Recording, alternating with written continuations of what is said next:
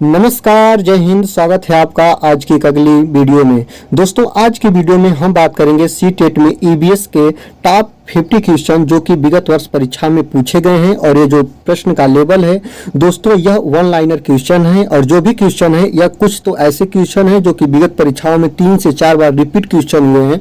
तो आप पूरे वीडियो को देखेंगे, इसमें आपको 50 क्वेश्चन मिलेंगे। 50 क्वेश्चन देखने के बाद मैं आपसे यह पूरा विश्वास के साथ कह सकता हूं कि जो आपकी परीक्षा आने वाली परीक्षा है उसमें 3 से 4 क्वेश्चन, आपको बता दूं 3 से लेकर 4 क्वेश्चन जो कि डायरेक्टली आपके परीक्षा से बनने वाले हैं। तो दोस्तों, आप पूरी वीडियो को देखिए। वीडियो स्टार्ट करने से पहले आपसे रिक्वेस्ट करेंगे कि चैनल पर नए हैं तो चैनल को सब्सक्राइब करिए, बेल आइकन को प्रेस करिए और दोस्तों के साथ शेयर करिए, क्योंकि मैं आपको सीटेट एग्जाम से पहले पूरी तरह मैं लगकर आपको ये एक श्रृंखला के तहत मैं कवर कराऊंगा। तो चलिए वीडियो को स्टार्ट करते हैं। देखेंगे, लिंग हू फेन हांगकांग में खाए जाने वाला एक प्रकार का पकवान है जो कि सांप के मांस से बनाया जाता है। दोस्तों, यह हांगकांग में खाया जाता है। लिंग हू फेन, यह जो हांगकांग में खाए जाने वाला एक प्रकार का पकवान है जो कि सांप के मांसों से बनाया जाता है। यह प्रश्न कई बार पूछा हुआ दोस्तों, तो इसको आप ध्यान रखिएगा। आगे देखेंगे, उत्तर प्रदेश राज्य का कन्नौज जिला इत्र के लिए मशहूर है। उत्तर प्रदेश का जो कन्नौज जिला है वह इत्र के लिए मशहूर है। मैं कम समय में ज्यादा से ज्यादा क्वेश्चन कवर कराने की कोशिश कर रहा हूं, इसलिए आपको वन लाइनर क्वेश्चन लेकर आया हूं। आगे देखेंगे दोस्तों, लुई ब्रेल से यह 3-4 क्वेश्चन पूछ देता है कि लुई ब्रेल क्या है। तो लुई ब्रेल एक वैज्ञानिक थे जो कि फ्रांस के निवासी थे। कहाँ के निवासी थे दोस्तों? फ्रांस के निवासी थे। और इन्होंने ब्रेल लिपि की खोज की थी। कौन सी लिपि की खोज की थी, ये प्रश्न बनता है कि लुई ब्रेल कौन सी लिपि की खोज की थी। तो लुई ब्रेल थे वह ब्रेल लिपि की खोज किए थे। इस लिपि में होता क्या है दोस्तों, इसमें 6 डाट रेखाएं होती है और इसके आधार पर इसको छूकर पढ़ा जाता है। जो जिनको आंख से नहीं दिखाई देता है वे लुई ब्रेल लिपि का प्रयोग करते हैं। आगे देखेंगे, आगे है चौथा वाला पॉइंट, आप देखिएगा, असम में बहुत ज्यादा बारिश होती है। सबसे ज्यादा बारिश बात कर ले तो सीटेट में यह प्रश्न बनता है कि कहाँ पे बारिश ज्यादा होती है, कहाँ के लोग होते हैं जो बांसों पे घर बना कर रहते हैं। तो ऐसे प्रश्न बनता है दोस्तों। तो उसको मैंने इस तरीके से लिया है कि असम में बहुत ज्यादा बारिश होती है और ज्यादा बारिश होने के कारण जमीन से 10 से 12 फीट ऊंची बने होते हैं। क्या बने होते हैं? घर बने होते हैं। और किस पर बने होते हैं दोस्तों? बांस के खंभों पर बने होते हैं। प्रश्न ऐसा बनता है कि कहाँ पे जमीन से 10 से 12 फीट ऊपर बांसों पे घर बने होते हैं। तो वह कौन सा जगह है दोस्तों? असम में। ये बात ध्यान रखिएगा, असम में। आगे देखिएगा, हिमाचल प्रदेश के मनाली में पत्थर तथा लकड़ी के घर बने होते हैं। आपको ये भी बनता है कि हिमाचल प्रदेश के मनाली में पत्थर और लकड़ी के घर बनते हैं और हिमाचल प्रदेश के मनाली में ज्यादा बर्फबारी भी होती है। ये भी प्रश्न बन चुका है। आगे देखिएगा दोस्तों, राजस्थान की बात करें। राजस्थान में मिट्टी के जो घर होते हैं उनकी दीवारें मोटी और छत कटीली झाड़ियों से बनी होती है। दोस्तों, राजस्थान में ज्यादा से ज्यादा गर्मी होती है, इस कारण वहां की जो दीवारें होती है वो मिट्टी की बनी होती है। ये बात आप ध्यान रखिएगा। और इनकी जो छतें होती है वो कटीली झाड़ियों से बनी होती है। अगला पॉइंट देखिएगा दोस्तों, जम्मू कश्मीर में चाय को कहवा बोला जाता है जिसमें बादाम आदि डाला जाता है और इसलिए यह बहुत ही प्रसिद्ध है। तो कहाँ पे चाय को कहवा बोला जाता है दोस्तों? तो वह जम्मू कश्मीर में चाय को कहवा बोला जाता है। यह ध्यान दीजिएगा। इस सीटेट में बहुत बार रिपीट क्वेश्चन है। जो लोग प्रिपरेशन करते होंगे वह विगत क्वेश्चन को देखेंगे तो आपको ये चीज मिल जाएगा कि जम्मू कश्मीर में चाय को क्या कहा जाता है? कहवा कहा जाता है और इसमें बादाम आदि डालकर बनाया जाता है। दोस्तों, अगला देखिएगा, अगला है बल्लम। एक प्रकार की नाव है जो कि लकड़ी की बनी होती है और यह कहाँ पे प्रसिद्ध होती है, कहाँ पे यूज होती है दोस्तों? तो यह केरल में चलती है, बल्लम नाव। ध्यान रखिएगा, फेराव नाव भी केरल में ही चलती है। बल्लम नाव कहाँ पे चलती है? तो केरल में चलती है। और यहाँ पे ध्यान रखिएगा, यहाँ पे मलयालम भाषा बोली जाती है। यह आपके लिए इंपॉर्टेंट है। आगे देखिएगा, यहाँ पे एक अगला पॉइंट है, एक हाथी दिन भर में 100 किग्रा से ज्यादा पत्ती और झाड़ियां खा सकती है। यह हाथी की बात किया जा रहा है दोस्तों। तो यहाँ पे अगर इसको और भी सटीक तरीके से कहें तो एक वयस्क हाथी एक दिन में 100 किग्रा से ज्यादा पत्तियां और झाड़ियां खा सकती है। और हाथियां जो होती हैं वह 2 से 4 घंटे सोती है। ये बात आप लोगों को इंपॉर्टेंट है, इसको ध्यान रखिएगा। और हाथी जो झुंड में रहती है 10 से 12 झुंड में रहती है। और जब 14 से 15 वर्ष के नर हाथी के बच्चे हो जाते हैं तो वह अपने झुंड को छोड़ देते हैं। और जो इसमें जिसमें मादा हाथी होती है, जो सबसे बुजुर्ग हाथी होती है, वह झुंड का क्या होती है दोस्तों, नेता होती है। अगला देखिएगा, अगला पॉइंट है हाथियों के झुंड में केवल हथनियां ही होती हैं। झुंड में हथनियां ही होती हैं। एक झुंड में 10 से 12 हथनियां और उनके छोटे बच्चे होते हैं। ये बात आप लोगों को मैं पहले ही बता दिया। और यहाँ पे देखिएगा वह पूरे दिन में 2 से 4 घंटे ही सो पाते हैं, ये भी आप ध्यान रखेंगे। आगे देखिएगा 10 से 15 साल के हाथी सारे एक झुंड में रहते हैं, फिर वह झुंड को छोड़ देते हैं। आपको बता दूं 10 से 15 साल के हाथी के जो बच्चे होते हैं, ऐसे इसको कर लें कि 10 से लेकर 14 साल तक वे झुंड में तो रहते हैं, लेकिन जब वे 14 से 15 साल के होते हैं दोस्तों, तो वे झुंड को छोड़ देते हैं। वह कौन से हाथी के बच्चे होते हैं, वह नर होते हैं, ये बात ध्यान रखिएगा। अगला पॉइंट है दोस्तों खेजड़ी। खेजड़ी के जो पेड़ हैं वह राजस्थान में पाए जाते हैं। यह भी प्रश्न बनता है कि खेजड़ी के वृक्ष कहाँ पाए जाते हैं, राजस्थान में पाए जाते हैं। यह राजस्थान के जोधपुर के खेजड़ी गांव में मिलता है और यहाँ के लोगों का बिश्नोई कहा जाता है।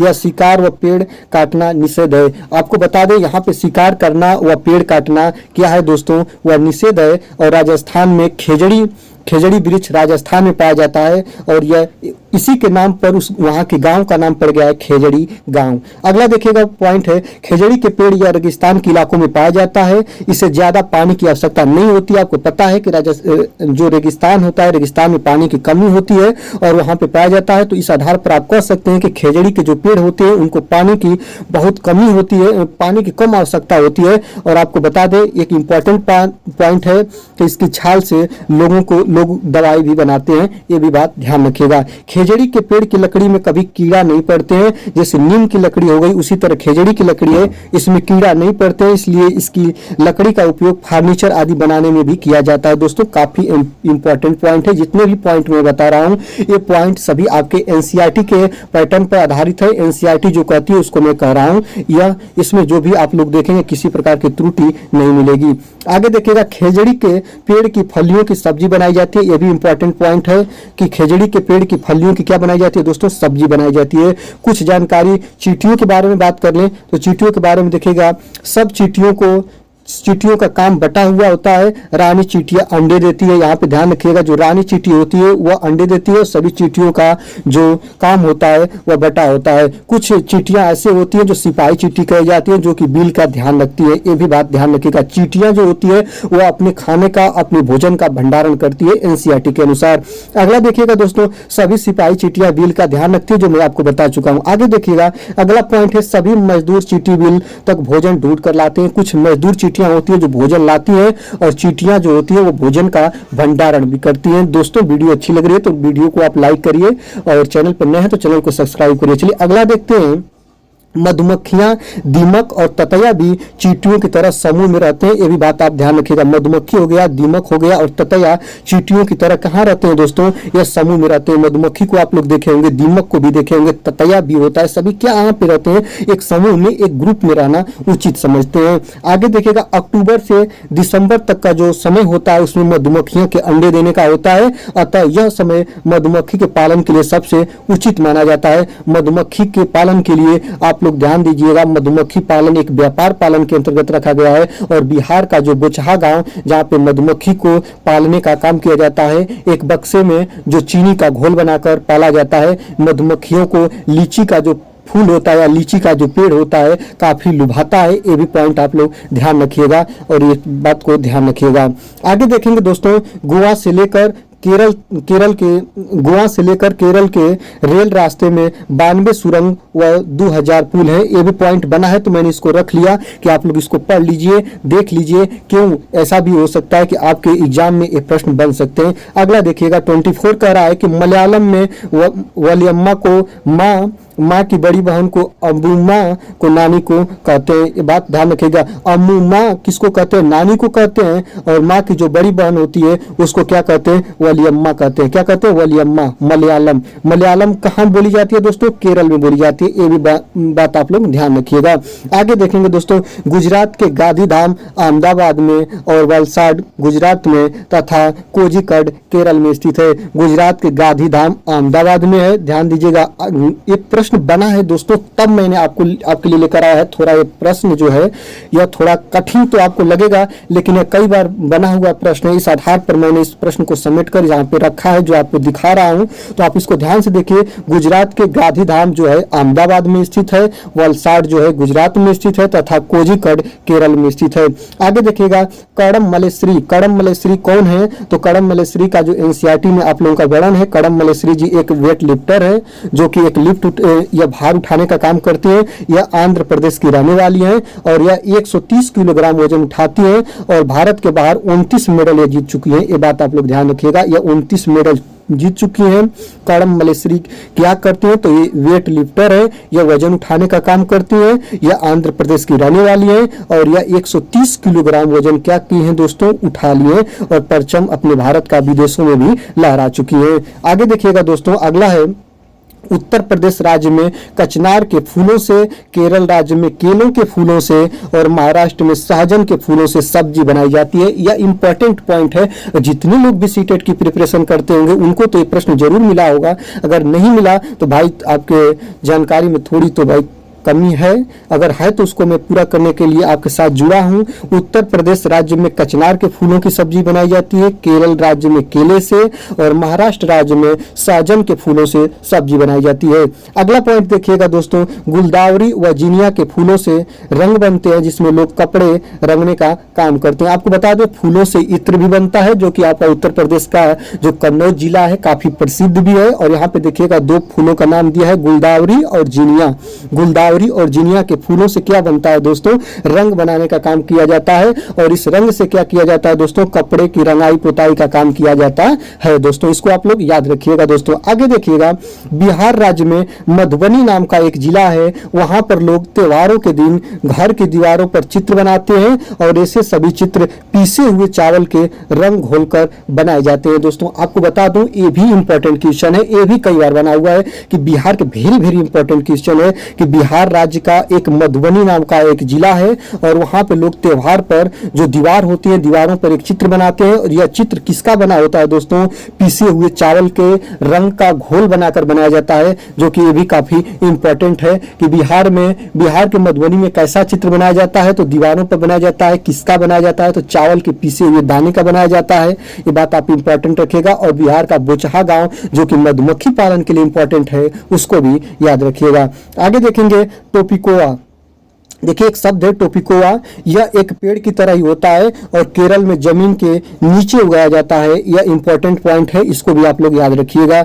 मिट्टी में जब गोबर मिलाकर जमीन पर लिपाई की जाती है तो मिट्टी में कीड़ा नहीं लगता तथा कीट पतंग दूर रहते हैं। यह इंपॉर्टेंट है, वेरी इंपॉर्टेंट है। देखिएगा कहता है कि घरों की, मिट्टी वाले घरों की लिपाई पुताई गोबर से क्यों करते हैं? क्योंकि गोबर में जो होता है दोस्तों वह कीटनाशक होता है। ईवीएस का काफी इंपॉर्टेंट क्वेश्चन है और कीटनाशक के कारण उसमें कीट नहीं लगते हैं, कीट पतंग उससे दूर रहते हैं। इसी कारण ग्रामीण क्षेत्रों या ग्रामांचल में हम लोग क्या करते हैं, मिट्टी की जो दीवारें होती हैं या मिट्टी की जो समतल परत होती है उसको हम गोबर से इसकी लिपाई पुताई करते हैं। ये भी सीटेट में बना हुआ क्वेश्चन है और ईवीएस का काफी इंपॉर्टेंट या एनसीईआरटी पैटर्न पर यह लेवल है। आगे देखिएगा, नीम और कीकर ऐसे वृक्ष है जिसकी लकड़ी के ऊपर दीमक नहीं लगता है तथा इनका प्रयोग फर्नीचर आदि बनाने में किया जाता है। ध्यान दीजिएगा, नीम हो गया, कीकर हो गया और खेजड़ी का वृक्ष भी याद रखिएगा, जिस पर आप लोगों के क्या नहीं लगते हैं दोस्तों? दीमक नहीं लगते हैं या जल्दी से जल्दी नष्ट नहीं होता है। और इसका यूज हम कहाँ पे करते हैं दोस्तों? फर्नीचर बनाने में। लकड़ी के जितने भी आप लोगों के कुर्सी मेज हैं सभी को बनाने में इसका प्रयोग किया जाता है। आगे देखिएगा, गाजी खान, यह एक स्थान है जो कि पाकिस्तान में स्थित है। यह भी पूछा है कि गाजी खान कहाँ पे स्थित है, तो यह पाकिस्तान में स्थित है। इसको भी मैंने ले रखा है। आगे देखिएगा दोस्तों, यहाँ पे देखिएगा सोहना गांव के बारे में भी एनसीईआरटी में चर्चा किया गया है, तो ये भी सीटेट में बना हुआ है, इसको मैंने रखा। सोहना गांव हरियाणा राज्य में स्थित है। कहाँ पे स्थित है सोहना गांव? तो हरियाणा राज्य में स्थित है। यहाँ पे देखिएगा बेलबनिका गांव कहाँ पे स्थित है? तो कर्नाटक में कुछ गाँव है जो इंपॉर्टेंट गाँव है, उसको भी मैंने ले रखा जो आपके लिए काफी हेल्पफुल हो सकते हैं। सोहना गाँव कहाँ है? तो हरियाणा में है और बेलबनिका गाँव कहाँ पे है दोस्तों? कर्नाटक राज्य में है। आगे देखिएगा, आगे है कि बीज बाऊ बधेका एक प्रसिद्ध लेखक लेखक हैं जो कि गुजरात से प्रसिद्ध हैं, गुजरात से इनका संबंध है या संबंधित हैं, या बच्चों की स्तर की मजेदार कहानियां व पत्र लिखते थे। आपको मैं बता दूं एनसीईआरटी में इनका काफी चर्चा है, जो कि 3-4 की क्लास में आपको देखने को मिल जाएगा। बीजू भाई बधेका, यह एक प्रसिद्ध क्या है, लेखक हैं। बीजू भाई वह देखा क्या है, ये प्रश्न बन जाता है। तो ये क्या है दोस्तों, ये एक प्रकार के लेखक हैं। कहाँ से संबंधित हैं दोस्तों, ये भी प्रश्न बन सकता है। तो गुजरात से हैं, या क्या काम करते थे या किस स्तर पे यह अपनी योजना बनाते थे दोस्तों। तो यह मजेदार कहानियां ये पत्र लिखते थे जो बच्चों के लिए रुचि लाने का या आनंदमय लाने का यह रूप होता था। आगे देखिएगा दोस्तों कलचिड्डी के बारे में, यहाँ पे चिड़िया के बारे में भी मैंने ले रखा है कि कलचिड्डी क्या होती है। कलचिड्डी जिसको इंडियन रोबिन के नाम से जाना जाता है, कलचिड्डी को किस नाम से जाना जाता है, इसका एक अन्य नाम है जो कि प्रचलित नाम है दोस्तों, इंडियन रोबिन। यहाँ पे ध्यान रखिएगा, यह क्या करती है, यह पत्थरों के बीच घोंसला बनाती है। यह अपना घोंसला कहाँ पे बनाती है, तो पत्थरों के बीच अपना घोंसला बनाती है। यह घोंसला घास से बना होता है। किससे बना होता है दोस्तों, इनका घोंसला घास से बना होता है और इनके ऊपर पौधों की नाजुक टहनियां, जड़ें, ऊन और बाल होते हैं दोस्तों। इनके ऊपर क्या होते हैं, नाजुक टहनियां होती हैं पेड़ों की, और जड़ें, ऊन होते हैं और बाल का यह उपयोग करके कलचिड्डी अपना घोंसला बनाती है। जो गौरैया हो गया, कबूतर हो गए, या खंडहर में या किसी भी जैसे ऐसे हो सकता है कि जैसे जिसमें हम लोग अपना चेहरा देखते हैं उसके पीछे या अलमारी के पीछे अपना गौरैया हो गया या क्या नाम है, कबूतर हो गया, या अपना घोंसला बनाते हैं दोस्तों। आगे देखिएगा कौवा पक्षी के घोंसले में लोहे की तार, यह काफी इंपॉर्टेंट है, ये बना हुआ क्वेश्चन है दोस्तों, कई बार यह रिपीट क्वेश्चन है कि कौन सा पक्षी है जो अपने घोंसले में लोहे की तार का प्रयोग करता है। तो वह कौन सा है दोस्तों, कौवा है। कौवा पक्षी जो है वह घोंसले में लोहे की तार का प्रयोग करता है और लकड़ी की शाखाएं जैसी चीज इसके घोंसले में पाई जाती है। ये बात आप ध्यान रखिएगा। और कौवा जो घोंसला बनाता है उसमें कौन अपना अंडा देती है, तो वह कोयल देती है। कोयल पक्षी अपना घोंसला नहीं बनाती है और कौवे के घोंसले में अंडा देती है। और जो कौवा होता है वह इतना सामाजिक पक्षी है कि वह जो होता है वह कोयल के अंडे को सेब भी देता है। ये भी बात ध्यान रखिएगा। आगे देखेंगे फाख्ता पक्षी के बारे में कहा है। फाख्ता पक्षी कैक्टस के कांटों के बीच या मेहंदी के मेड़ में घोंसला बनाते हैं। जो फाख्ता पक्षी है वह कैक्टस के कांटों के बीच में या मेहंदी के मेड़ में अपना घोंसला बनाते हैं। यह भी इंपॉर्टेंट है। जितने भी पक्षी से क्वेश्चन है मैं आपके लिए एक अलग प्रकार की वीडियो लेकर आ जाऊंगा जो कि प्रश्न बने हुए प्रश्न है, आप बस उसको देख लीजिएगा। लगभग 20 से 25 मिनट की वीडियो होगी और जो आपका सब कुछ इंपॉर्टेंट होगा वह तैयार हो जाएगा। आगे देखेंगे गौरैया के बारे में बात किया गया है कि गौरैया पक्षी कहीं भी घोंसला बना लेती है। जो गौरैया पक्षी है वह कहीं भी घोंसला बना लेती है, या अलमारी के ऊपर, आईने के पीछे आदि जगहों पर घोंसला बना लेती है। मैं आपको बता चुका हूं। कबूतर भी ऐसे ही होते हैं। जो कबूतर होते हैं पुराने मकान खंडहरों में अपना घोंसला बना लेते हैं। ये भी बात आप लोग ध्यान रखिएगा। आगे देखते हैं दोस्तों बसंत गौरी। बसंत गौरी एक पक्षी है, यह पेड़ के तने में छेद बनाकर उसमें अंडे देती है। ये बात ध्यान रखिएगा। इसका भी एनसीईआरटी में और सीटेट के विगत परीक्षाओं में वर्णन काफी बार हुआ है दोस्तों। तो मैंने इसको लिया है कि बसंत गौरी जो पक्षी है यह कहाँ पे घोंसला बनाती है, तो यह पेड़ों के तने में अपना घोंसला बनाती है। उल्लू कहाँ पे बनाता है, तो यह भी वही काम करता है। यह भी जो होता है पेड़ों के तने में घोंसला बनाता है। ये बात ध्यान रखिएगा। जो उल्लू के बारे में बात करें तो उल्लू जो होता है दोस्तों यह निशाचर पक्षी है, अर्थात रात को भी देखता है। जो रात को पक्षी देखते हैं वह कैसा देखते हैं, तो सफेद और काला देखते हैं। ये भी बात ध्यान रखिएगा। उल्लू जो होता है, आप लोग ध्यान दीजिएगा, उल्लू जो होता है अपना गर्दन 270 डिग्री घुमा सकता है। 270 डिग्री जो उल्लू होता है अपना गर्दन घुमा सकता है। मैना पक्षी के बारे में बात करें तो जो मैना पक्षी होती है दोस्तों वो अपना गर्दन झटके से घुमा सकती है। ये भी प्रश्न बना हुआ है। आगे देखिएगा अगला है कि दर्जिन चिड़िया। दर्जिन चिड़िया क्या होती है, दर्जिन का मतलब दर्जी से ले लो दोस्तों। दर्जिन चिड़िया पक्षी है। दर्जिन चिड़िया जो पक्षी है यह बहुत ही कलाकार होती है और अपनी नुकीली चोंच से पत्तों को से लेती है और उसके बीच बनी थैली में अंडे देने के लिए तैयार करती है। ये भी बात ध्यान रखेंगे।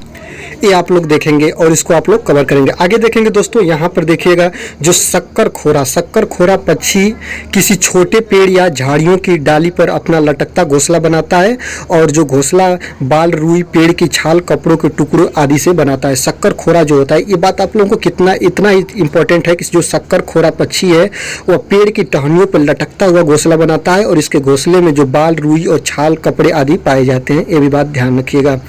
यहाँ पे देखिएगा बीवर बीवर पक्षी जो होता है यह स्वयंवर रचाने का काम करता है। जो बीवर पक्षी होते हैं दोस्तों, यह जो होते हैं इसमें सभी नर बीवर होते हैं वह घोंसला बनाते हैं। जो पक्षी में नर बीवर होते हैं वो घोंसला बनाते हैं और मादा बीवर देखता है कि कौन घोंसला सबसे अच्छा है, और जो घोंसला उसको सबसे अच्छा लगता है वहाँ पे उस घोंसले में जाकर अपना अंडा या बच्चा को देने का काम करता है। यह जो बीवर पक्षी स्वयंवर रचाने का काम करता है, और जो इसके जो नर पक्षी का घोंसला अच्छा लगता है ना, उसी में जाकर क्या करता है, अपना जो अंडा देने का कार्य कर देता है। आगे देखिएगा दोस्तों, बिल्ली के दांत नुकीले होते हैं जो मांस को फाड़ने में काम करते हैं। ये भी बात आप लोग ध्यान रखिएगा। जो बिल्ली के दांत के बारे में बात किया गया है कि जो बिल्ली के दांत होते हैं वह नुकीले होते हैं और यह क्या करती है, मांस को फाड़ने का काम करती है। बिल्ली क्या होती है, मांसाहारी होती है, ये बात ध्यान रखिएगा।